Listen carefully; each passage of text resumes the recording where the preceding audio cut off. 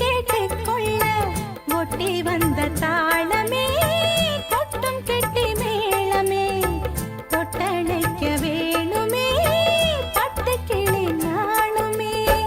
காட்டுக்குயில் பாட்டு சொல்ல வீட்டு கிளி கேட்டுக்கொள்ள ஒட்டி வந்த தாளமே கொட்டும் கெட்டி மேளமே தொட்டணைக்க வேணுமே பட்டு கிளி நாணுமே.